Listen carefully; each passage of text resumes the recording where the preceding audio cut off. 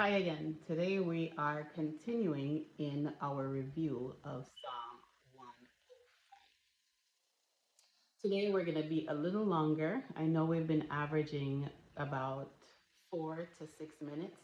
Today we're going to be a little bit longer because I want to expound upon this a little bit.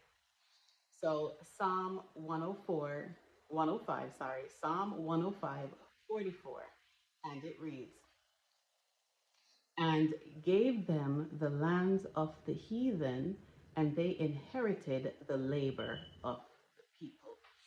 Now, I know you know that we've been going over Psalm 105, and as you read along, we have been pulling out certain aspects of it to review so that we can get the full understanding of what's happening. Yes, it's a retelling, but certain verses require a little bit more insight so that we can really process and understand what is being said. So, Psalm 105, verse 44 says, and he gave them the land of the heathen, and they inherited the labor of the people. Land, of course, you know, is eretz. It's talking about physical land. You know that the Israelites, they actually inherited land. They got land from God. Um, of the heathen. The heathen are the nations, the people of Canaan, those who are apart from God, those who don't know God. And it says that they inherited the labor of the people. I want to talk a little bit more about the labor, and this is why we're going to stop here a little bit and zone in on labor. When we talk about labor as the focus, it is important for us in today's day to understand how labor works. It is not that you're just choosing something and you choose a pathway and you move along that pathway. It is that God has to choose the pathway that you take on for yourself, or the one that you choose to pursue. Labor, the word labor that we're looking at is the word called hamal. It's the Hebrew word amal. And amal it has certain definitions in Hebrew. It's being translated as trouble, mischief, iniquity, and labor, which is burdensome toil. We know that when a word has multiple meanings, it is God inviting us to extract what he's saying from the word. And so when he said that Israel inherited the labor of the nations, notice the nations and Israel already have two opposing views. Israel are God's chosen people, and the nations are people apart from God. Now let's look at labor for a minute. Hi, how are you? I can't pronounce your name, but how are you doing? Let's look at labor. When we look at labor, it is talking about work, like I said, toil. And when you look at it, the Hebrew view is that you cannot have moral disorder without misguided labor. I want you to hear this. You cannot have moral disorder without misguided labor. And wherever you find misguided labor, there is moral disorder. So that's why you see that framing of iniquity included in it. Now, let's talk about labor. When you read texts such as Ecclesiastes 1 and 3, it's talking about what profit a man of all his labor. And the vanity that he's talking about, it is the labor of the people apart from God. And a labor that is apart from God is hostile to God, and it resists God. I hope you guys can hear me, because this thing is not thinging at all. Let me know if you can hear me. Just type if you can hear me, because I don't know if this is working or not. So there cannot be moral disorder without misguided labor. The things that we do matter. The things that you do with your time and your energy, it does matter.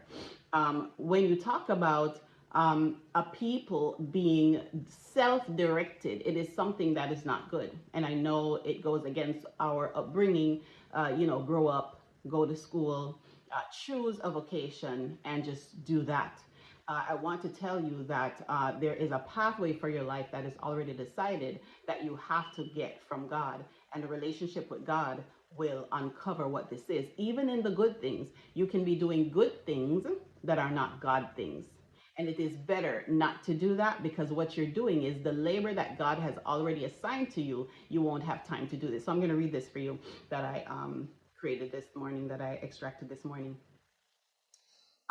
When you look at texts like Isaiah 53:11, it's telling you that he shall see travail of his soul. The word here is also amal. It's talking about misguided labor that is rooted in disorder. Whenever you see disorder, it is something that God did not require of you, nor God did not support, and he will not support a work that he is not the one that is behind it.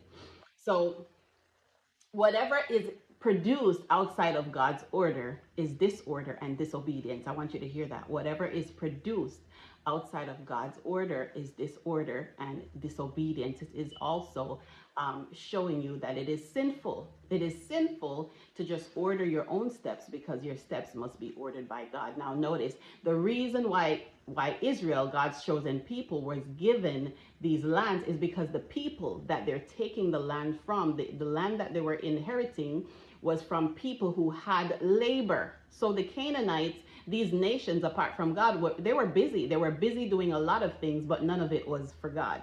None of it had a God's direction. None of it came from God's counsel. It was just them doing things for them, which creates a distress in the soul, and it creates vanity, like we see in Ecclesiastes. So when we look at the work that the people are doing, let me read it again for you. It says, they inherited the labor of the people. Whenever you have something that you are going after with all your might, with all your mental energy, with all of your strength and your effort, and leveraging your relationships, and God did not order those steps, you are doing the exact thing in Psalm 105:44. You're actually doing labor that does not align with God, doesn't benefit God, doesn't glorify God. And why is this a problem? Because that's what the nations do. The nations order their own steps. The nations do whatever they want, and the fruit of that labor is always vanity and vexation of spirit. So let's recap. It says, labor without God brings you sorrow because it's empty. Whenever you do labor against God, it is iniquity. Whenever you do labor with God, it is fruitful.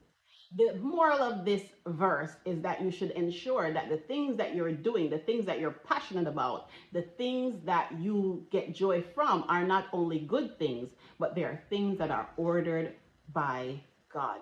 Unless the Lord builds the house, he that labors in vain, is what the text says. So you want to make sure that whatever it is that you put your hand to do, they're not just good things.